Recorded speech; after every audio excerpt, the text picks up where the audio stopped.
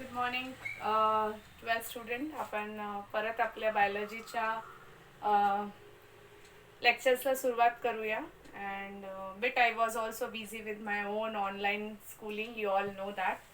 So we are coming back to the first topic, which is reproduction, okay, in lower and higher plants. ह्या टॉपिकमध्ये आपण lower and higher प्लांट्समध्ये reproduction कसं होतं हे पाहणार आहोत. If you will refer my first lecture you will come to know आपण कुठले मेथड्स पाहिले होते. So basically reproduction is the process in which we will see our own kind, okay. The organism will produce their own kind is called reproduction. Last lecture आपण discuss केलं होतं की दोन methods आहेत, asexual reproduction and sexual reproduction. In this two method first we are going to definitely talk about the asexual method.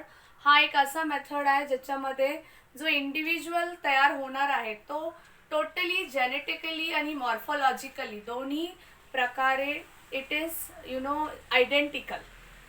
Genetically म्हणजे जे काय त्या पॅरेंटमध्ये आहेत तेच त्या पॅरेंटच्या पुढच्या ऑफस्प्रिंगमध्ये. मॉर्फोलॉजिकली म्हणजे द आउटर फीचर्स, ओके.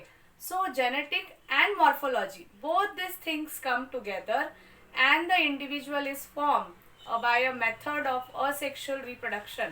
त्याला आपण क्लोन्स बोलतो.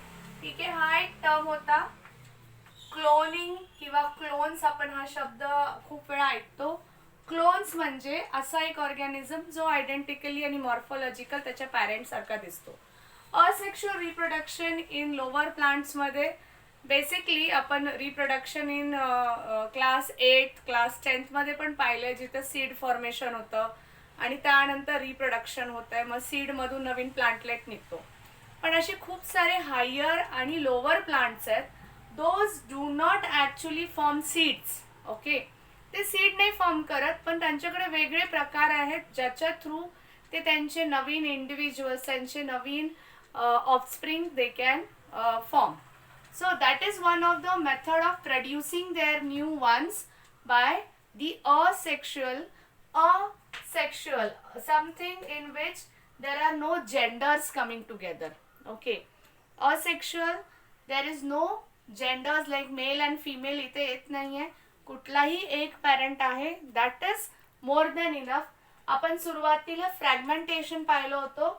Fragmentation spirogyra the spiral structure of chloroplast. Because of this the fragmentation, the name fragment एक दोरा आहे, त्या दोऱ्याचे जर तुकडे केले तर त्या फ्रॅगमेंटचे तुकडे होतात.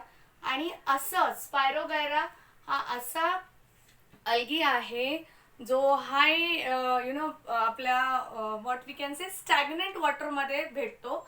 आणि हा जो फ्रॅगमेंटेशननी खूप फेवरेबल कंडिशन आहे. झट झट खूप सारे फ्रॅगमेंट तयार होतात आणि हे फ्रॅगमेंट जेव्हा ब्रेकडाऊन होतात, एक एक फ्रॅगमेंट आहे तो सेपरेट इंडिव्हिज्युअल म्हणून ग्रो व्हायला तयार होतो. नेक्स्ट आपण ईस्टमध्ये पाहिलं होतं.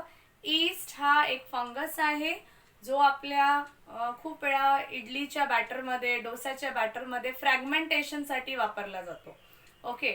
बेसिकली फ्रॅगमेंटेशन करणं म्हणजे काय, आपण काय करतो, ईस्ट पावडर जर त्यामध्ये टाकली तर जे काय तुम्ही त्याच्यासोबत जेवण आहे, जसं आपलं तांदूळ आणि हे आहे, त्याच्यामध्ये तुम्ही जर डाळीमध्ये जर तुम्ही ईस्ट पावडर टाकली तर ते फर्मेंटेशन व्हायला लागतं. फर्मेंटेशन होताना CO2 रिलीज होतोय. सो ईस्ट हा एक असा micro organism you can call fungus आहे, तो प्लांट आहे. आणि हा ईस्ट बड तयार होतात त्याचे. आपण लास्ट टाइम हा ड्रॉइंग बघितला होता ईस्टचा. त्याच्यामध्ये काय होत आहे की त्याचे बर्ड्स तयार होतात आणि हे छोटे छोटे बर्ड्स, हे छोटे छोटे बेबीज आहेत, त्या एका ईस्टच्या सेलमधून फेवरेबल कंडिशनमध्ये जेव्हा त्याला जेवण वगैरे मिळतंय, जेवण म्हणजे बेसिकली ग्लुकोज मिळतंय, तेव्हा रेस्पिरेशन होणार, बाकी सगळे लाईफ प्रोसेस होणार आणि त्यातलाच एक प्रकार आहे रिप्रोडक्शन. मग हे स्वतःच एक छोटंसं पिल्लू बाहेर काढतं, बर्ड बाहेर काढतं आणि ते हळूहळू नवीन चेन ऑफ बर्ड्स बनतं. आणि ह्याचे जे छोटे छोटे बर्ड्स आहेत, बर्ड हा शब्द कळ्यांसाठी पण आपण वापरतो. छोटी कळी, एक small the part is coming out or protruding coming out. So this will be break down and these will be used for the generation of the new young one. मग हा एक ईस्टचा सेल सेपरेट होतो आणि नवीन yeast cell ready होऊन जातो आणि हा आपल्या पॅरेंट सारखाच असतो कारण हा पॅरेंटच्या बॉडीमधून बाहेर पडलेला एक भाग आहे. नेक्स्ट आपण पाहिलं होतं झू फॉर्मेशन. झू फॉर्मेशन म्हणजे क्लमायडोमोनास. क्लमायडोमोनास हा एक असा अल्गी आहे जो आपल्याला वॉटर बॉडीमध्ये सापडेल. पण एक स्पेसिफिक मी खूप वेळा मुलांना सांगताना किंवा माझ्या लेक्चर्समध्ये मी हे कव्हर करते की हा क्लमायडोमोनास हा कॉन्ट्रोवर्सीचा भाग नेहमी राहिला कारण आपल्या चॅप्टरचं नाव आहे रिप्रोडक्शन इन लोअर आणि हायर प्लांट्स. पण झू स्पोर, झू म्हटलं की animals and when we are talking about spore म्हणजे असा झू स्पोर त्याला आपल्याला बघता येईल की त्याला अँटिनाज आहे ज्याला आपण फ्लॅजिला बोलतो आणि तो एका जागेवरून दुसऱ्या जागेला मूव्ह करू शकतो. मग हे कुठेतरी प्लांट्समध्ये आपण कधीच नाही पाहिलं कारण आपण काय बोलतो plants are they are at one place, they don't move. But in Chlamydomonas we can see that हा जो zoospore आहे it is moving from one place to other place and that is something different which we see in Chlamydomonas. Chlamydomonas आपल्या बॉडीमध्ये एका त्याच्या स्वतःच्या बॉडीमध्ये जेव्हा फेवरेबल कंडिशन्स आहेत किंवा Wien it could be adverse condition also तो त्याच्या बॉडीच्या आत असे छोटे छोटे झूस्पोर बनवतो आणि ते रिलीज करतो and after releasing you will get many different zoospores of Chlamydomonas आणि परत ते त्यांच्या लाईफमध्ये परत असं सिस्ट सारखं एक हे बनवतील आणि त्याच्यामधून हे झूस्पोर बाहेर निघतील. नेक्स्ट होतं बायनरी फ्युजन. हा ॲक्च्युली द 3 पॉईंट्स आहेत जे आपल्याला इथे कव्हर करायचे. Binary, what is the meaning of binary? Binary means two, fusion means breaking off. Fusion करतो आपण त्याला. मग बायनरी फ्युजन करणं म्हणजे काय? We are cutting into two. So this the condition was seen in amoeba and paramecium. Paramecium मध्ये काय झालं, अमिबामध्ये काय झालं, तुम्हाला सगळ्यांना माहिती आहे की अमिबाचं स्ट्रक्चर कसं आहे. Amoeba is irregular in shape. Okay, amoeba is irregular in shape.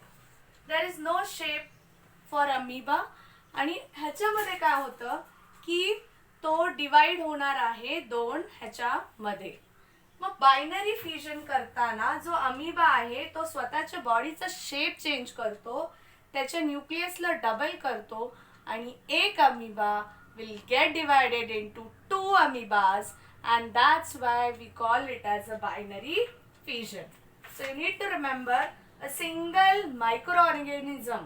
Amoeba cannot be seen by your eyes, okay?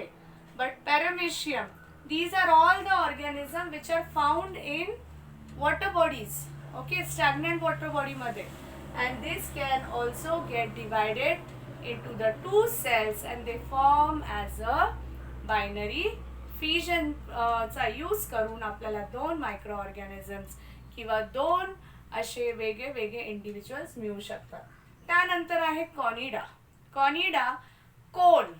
Okay, basically हा वर्ड कोन म्हणूनच आलेला आहे, प्रचलित झालेला आहे. कॉनिडा म्हणजे the cone formation on Penicillium. Okay, मग पेनिसिलियमचं काय होतं आहे? पेनिसिलियम तुम्हाला सगळ्यांना माहिती पाहिजे की आजच्या तारखेला एक सगळ्यात मोठा अँटीबायोटिक्स म्हणून वापरला जाणारा किंवा त्याच्यामध्ये असे काही गुण आहेत की तो काय करतोय, it is fighting with the other organism. Okay, एक असा फंगस जो बॅक्टेरियाला मारतोय. आपल्या बॉडीमध्ये कसलेही प्रकारचे तुमचं स्टमक अपसेट असू द्या, तुम्हाला ताप येत असेल, whatever, if you are not well, no, doctor will give you antibiotics and this antibiotics are going to have penicillin and penicillin is always taken from Penicillium. मग त्याचे कोन, जसं आपण बड बघितलं ना, सेम तसंच पेनिसिलियम हे स्वतःचे असे कोन बनवतो. त्याची स्वतःची बॉडीचं स्ट्रक्चर असं आहे, पण त्याच्यामध्ये छोटे छोटे कोन्स बाहेर पडतात. ठीक आहे. आणि हे कॉनिडिया सेपरेट होतात आणि न्यू ऑर्गॅनिझम म्हणून बनायला तयार होतात. So you need to remember Conidia, the word is related to penicillium, and hence this fungus can also grow with the help of the cones. The next is gammules. The small, you can say एक असं setup ज्याच्यामधून small पिल्लं बाहेर पडतात.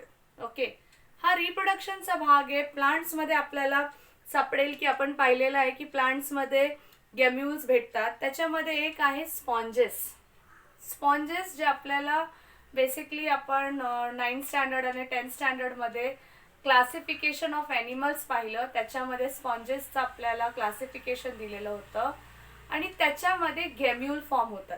मग गॅम्युल form होता म्हणजे काय होतं, जस्ट टेक द एक्झाम्पल. तो जो काय स्पॉन्ज आहे, स्पॉन्जच्या बॉडीमध्ये बेसिकली तुम्हाला मला सांगायला आवडेल की स्पॉन्जेस आपण जेव्हा शिकलो त्यांना आपण असं टेंटॅकल बघितलं, क्राऊन सारखं स्ट्रक्चर.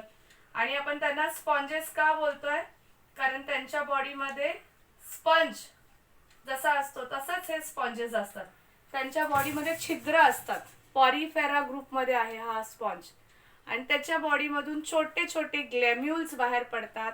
आणि हे जे गॅम्युल्स आहेत, the formation of the gemmules from the body of the porifera group किंवा from the body of the organism which are called as sponges, त्यांच्या बॉडीमधून बाहेर पडणारे हे छोटे छोटे गॅम्युल्स आहेत. आणि ह्या गॅम्युल थ्रू रिप्रोडक्शन होत आहे.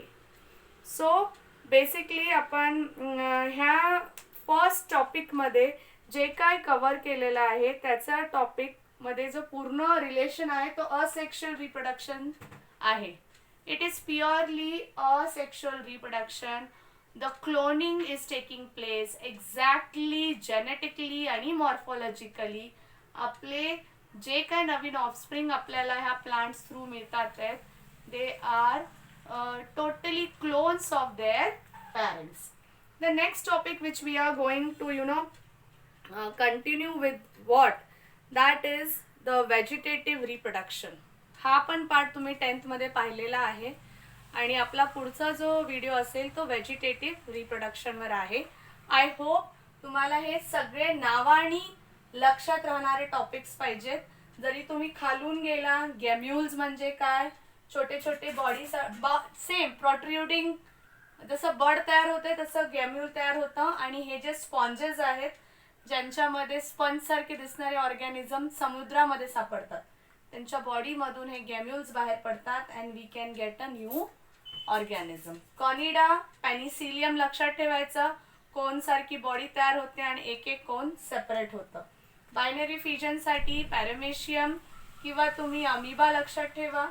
स्पोर फॉर्मेशनसाठी you need to remember chlamydomonas, zoospore तयार करतात. बडिंगसाठी yeast is used for the purpose of fermentation.